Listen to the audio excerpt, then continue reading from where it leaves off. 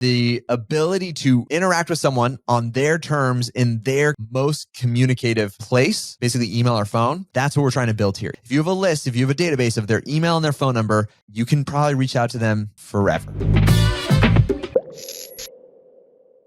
Welcome out to Marketing with Matt, where Matt Deseno introduces marketing tactics and tips for business owners and entrepreneurs who are looking to create more margin in their life and business. Matt Deseno, we're going to talk list building today. What's happening? Yeah, what's going on? This is one of those things that might be foundational. There's a lot of dimensions to it, but it to that end, to margin, right? To space, to freedom, to have the ability to prioritize the things that are most valuable in your life and not feel like you're always fighting for every next sale. Having a list has been transformative. When I think about the business that I had even only a short while ago, 3-4 years ago compared to today and what's possible. And so I wanted to talk about that. Like, what are the foundations of a list? I want to give you an example and a story of something that happened recently that was the benefit of having a list that I couldn't have experienced otherwise. And hopefully give some tactical, practical next steps. If you're feeling like, okay, this is cool, maybe either have a list for the categories of you have a list or you don't have a list. So I'm going to go from like brand new or I've got it, but maybe I don't feel like I'm, not having the same results that you are, Matt. So I want to kind of talk from that perspective. But so the backstory here we're talking about is the list. I remember the first time I heard this idea of different types of traffic, right? The traffic that exists out there in the world, it already exists. There's people out there who probably want to buy whatever you're selling. They already exist. It's not about trying to create them. It's about getting in front of them. So that was the first understanding. The traffic already exists. It's not about creating traffic. It's about getting in front of that traffic. So then you had to think, where do I find that traffic? Or how do I get in front of that traffic? And you'll quickly realize not all traffic is created equally. So there's a few types of traffic. I've heard, there's traffic you buy, right? Which is, I literally just pay money. That's paid ads. I can pay money to Facebook and they will guarantee impressions. That's all they're guaranteeing. I will get in front of that traffic. So I can buy traffic. Obviously, we could talk the upsides, downsides of that. There's traffic you could borrow. And I would think of this, like borrowed traffic is a lot of social media, right? Is really borrowed traffic. Honestly, like right now, if you're listening to this on the podcast, you are borrowed traffic. You are hearing this because the platform, the distribution platform has decided to let me distribute this to you. A good illustration of the change over here is Facebook groups.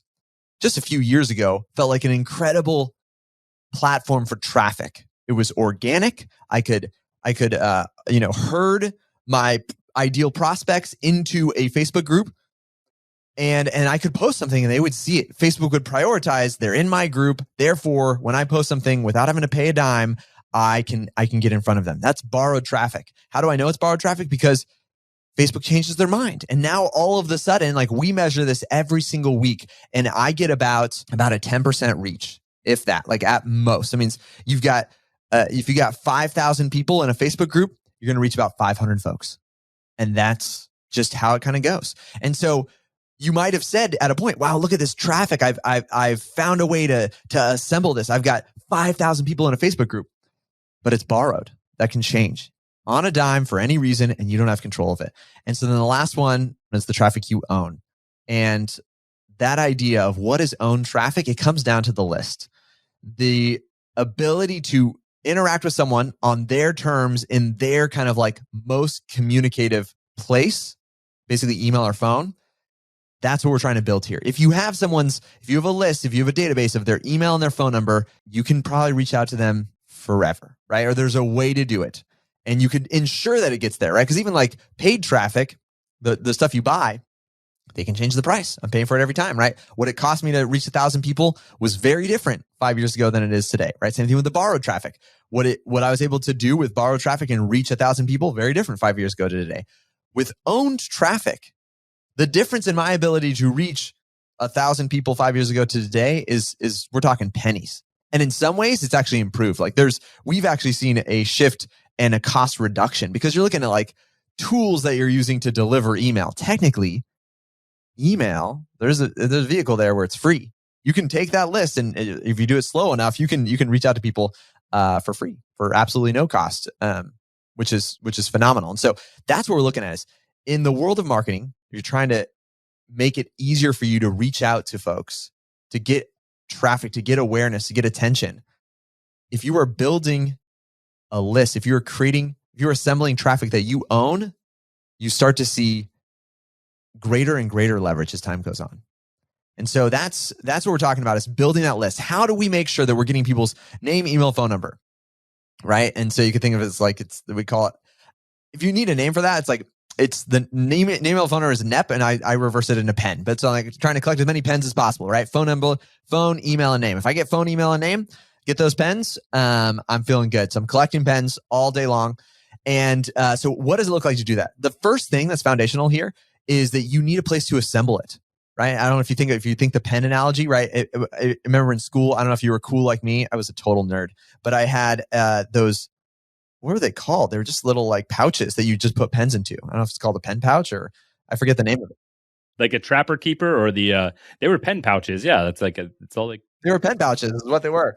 I don't know, like, what an interesting market. But it's just like, because I needed to have all the different colors, plus I needed to have highlighters. Man, I remember going into like middle school and high school, and you felt like I need to have a red pen and a blue pen and a green pen and a black pen and 5 black pens and then number 2 pencils, right? All of that you assembled. You needed a place to gather it, because it's nonsense to say, it's just not that. It's almost frustrating if you have a bunch of pens lying around and they're not assembled in one place. It'd be the same thing with contact information with a list. If you are sitting here saying, I don't have a list, really what you're saying is you don't have a pencil holder or a pen keeper. Because you could go to your email account and you could probably find in their signatures, a lot of them have their phone numbers, and you obviously have their email and probably their name. They're there. They're just not organized. And so if you're standing here and say, I have no list whatsoever, Matt, how do I get started? I would say, all you need is a pencil holder. I think that's what we called it. Actually, we called it a pencil holder, but you need a pencil holder. You need somewhere to assemble all of these phone numbers, emails, and names. And so that comes down to a CRM. You need that's the client relationship manager, some place to assemble all of the contacts. So once you have it, and if you're brand new and you don't know what to start, this could be a Google Sheet. Putting it into a Google Sheet will serve you. You can import it into many other places. But so let's go start foundationally. You need a Google Sheet, and you put the names, emails, and phone numbers. If you are like, this is frustrating, you can actually delegate this to a VA. Remember the first time I made this shift? That's what I did. I said, dear VA, here is access to my email. That seems scary, but it doesn't have to be. You got to, like, at some point, just get over it. Get over yourself. You're not that special. People don't care that much. And you say, go through literally all of my emails. And I just want you gathering names, emails, and phone numbers. Names, emails, and phone numbers. Because if you believe that the most valuable thing you can do for your business is have traffic you own, you got to make that shift. And that's what it did for me. I literally brought a VA into my email. And I remember she went through and put it onto a Google Sheet. So now if someone asked me, how big's your list? I could answer. Even if it was like 150, like I had a list. And, it's like, I had a way where I could even have a starting point to go into a tool and to now, do something with this list. And so step 1, assemble, gather, get your pencil holder, put all those pens in one place so you can access it. And that's a CRM or a Google Sheet. The second thing that I'd be thinking about is, and you just start reaching out. This is easier said than done. Once I've got it in one place, now it's like, what do I say to them? It's just like this. It's publishing. So let me give you a quick story. I am a little bit evangelical. I just naturally am that way, in the sense of, if I have good news, I want to tell people about it. I feel like I love that. I remember when I went to college, if people didn't have a Gmail account, I was sitting down with them and getting them to sign up for a Gmail account, because I was like, you can't be friends with me if you use Hotmail. Like, you have to have Gmail. Let me show you. It's a world of difference. It's literally night and day. And that's what I did. I probably personally responsible for probably 100 people signing up for a free Gmail account. I got nothing out of it, but I'm just that way. So for me, the idea of sharing cool things, very easy. Over the last 3 months, I got to meet cool folks, and we met someone at a live event we were doing, and they showed me this thing. It was cool. It was awesome software. I was like, this is actually really, really cool. Lots of potential there. I was like, this would help our workflow process, all these things. And so he gave me a free account, and he just gave me here's your link. He basically said, hey, I've made you an affiliate. Here's your link. If you want to tell people about it, here's your link. Go for it. And at the end of the year, I was doing a recap email. I was like, I just want to share cool things. And there were some things that I had, only shared with a small group of folks. And I was like, you know what, let's finish off the year. I'm just going to tell people some cool stuff, just to whatever. That's just who I am. I like to share cool things. So I shared 3 cool things that I had previously, it'd been recurring. I was doing a little bit of like consulting with folks, and I kept on recommending these same things. Like, may as well just tell my whole list about this. So of the 3, one of them was my affiliate link. And honestly, I didn't even know the landing page. If you'd asked me like, what's just the regular buy page, I didn't even know it. This was the only link I had associated with them. I don't think I'd even been to their like website. I'd only been to like the login, like the app.login. I sent it out and thought nothing of it. Went on with my life. It was cool. I guess people maybe responded to it positively. Weeks later, he asked to get on a call. So we get on a Zoom call and he tells me, hey, I don't even know if you knew this, but you won our affiliate contest for December.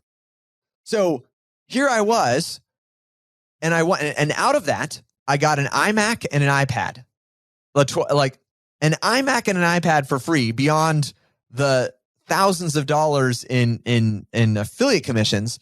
And all I did was have a list. Like, how much did it cost me to send that email? It probably cost me an hour to write it. I personally wrote it.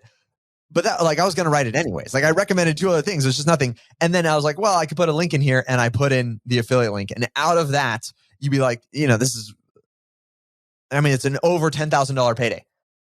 Like commissions, and then like the stuff that's coming in there too. Like, how you spell it? It's like $10,000 because I had a list.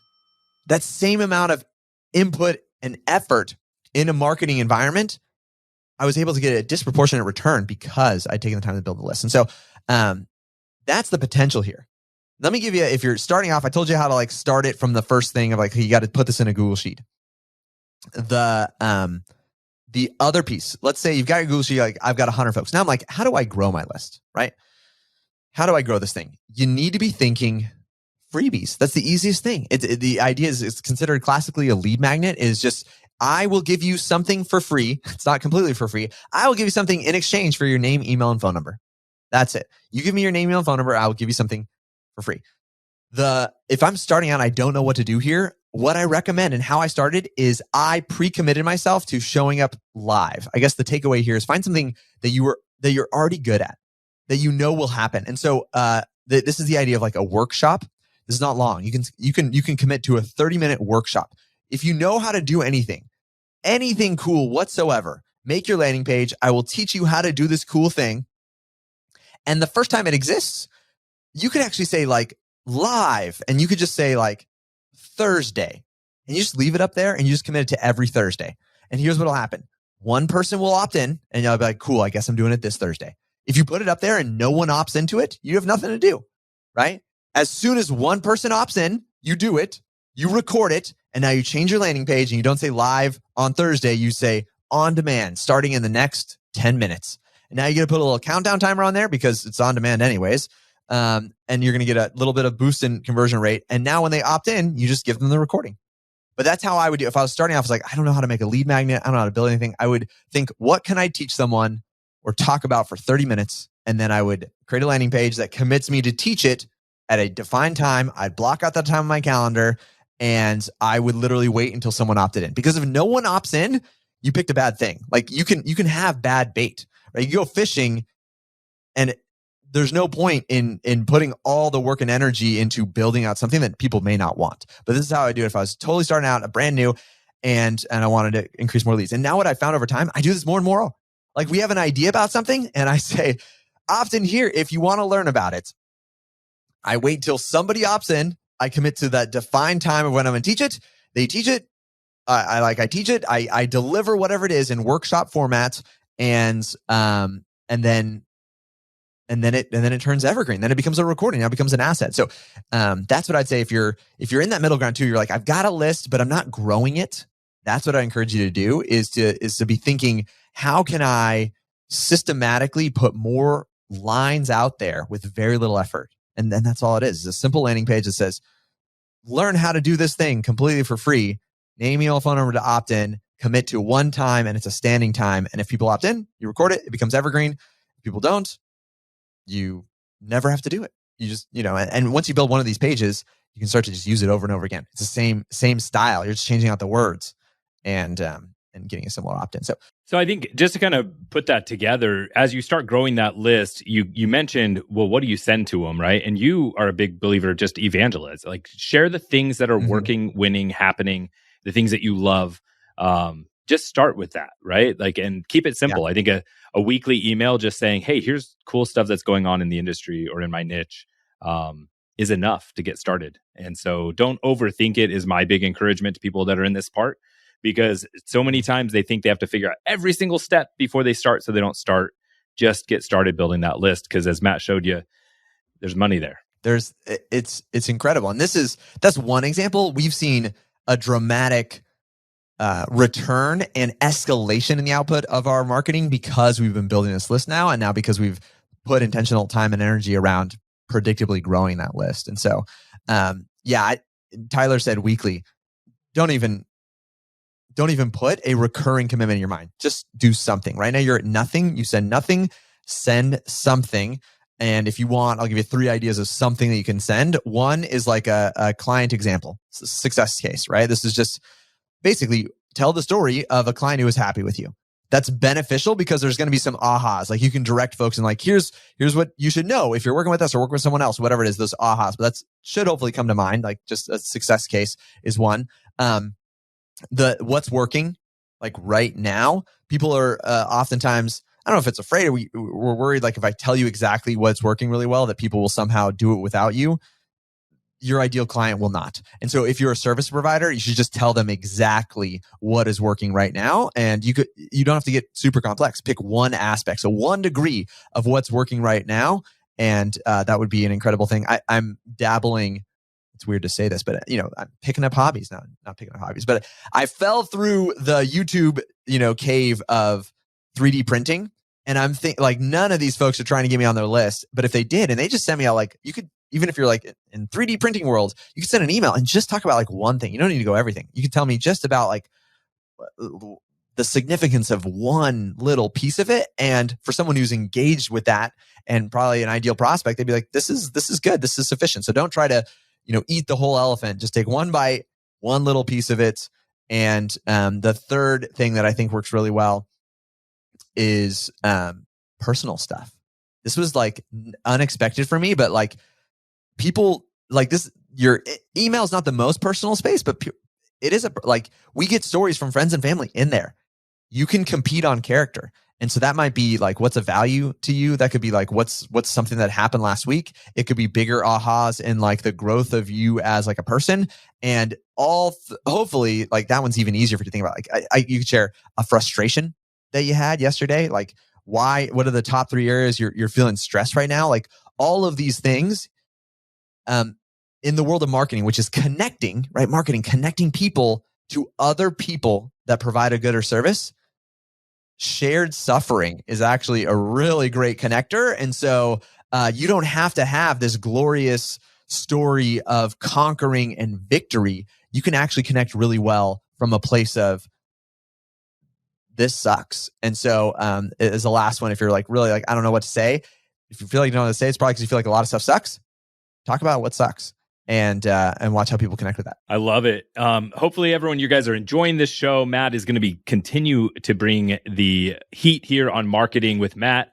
So again, if you are an entrepreneur, business owner who wants more margin in your life and business, please subscribe and share this episode and share this show with a friend or somebody that you want to encourage along the way.